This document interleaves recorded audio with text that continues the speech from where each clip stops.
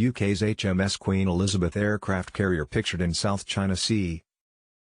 The South China Sea has been a hotbed of naval activity this week, with a British aircraft carrier strike group, an American surface action group, and forces from China's People's Liberation Army all staging exercises in the contested waterway.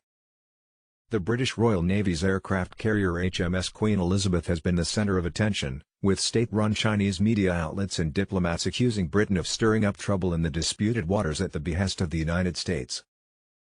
A spokesperson from Britain's Ministry of Defence said the carrier strike group was lawfully navigating the South China Sea just as one-third of global shipping does on an annual basis.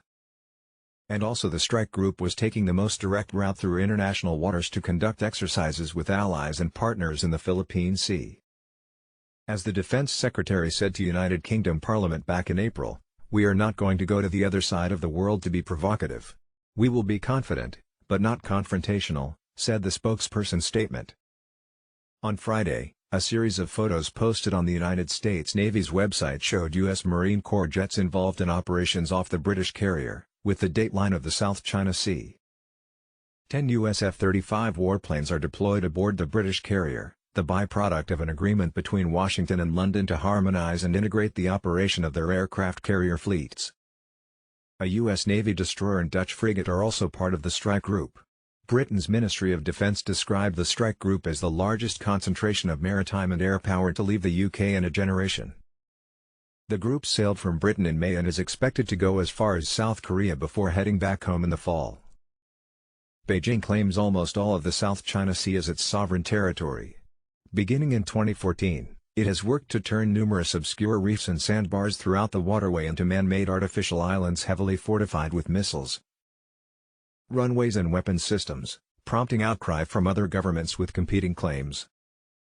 The arrival of the strike group has prompted anger in China. The president of China's National Institute described the UK carrier deployment as an attempt to relive the glory days of the British Empire. The latest voyage of British aircraft carrier Queen Elizabeth is not simply what London calls a crossing of South China Sea waters in accordance with international law, but is a carefully planned trick serving multiple purposes. It's no secret that the UK has been acting in complicity with the US on the South China Sea issue, closely following its lead and dancing to its tune. The South China Sea was a symbol of Britain's glorious colonial past, through which the old-time empire that prided itself on its worldwide colonies shipped back the fortune and treasures it plundered in Asia. But U.S. Secretary of Defense Lloyd Austin, in a speech in Singapore on Tuesday, called the UK deployment historic, and pushed back against what he described as China's illegitimate claims to the waterway. Austin said the UK carrier's deployment demonstrated the strength of Britain's partnerships both with Washington and other nations across the region. "I'm especially encouraged to see our friends building stronger security ties with one another, further reinforcing the array of partnerships that keeps aggression at bay," he said. Like, share and subscribe to our channel for more videos like this.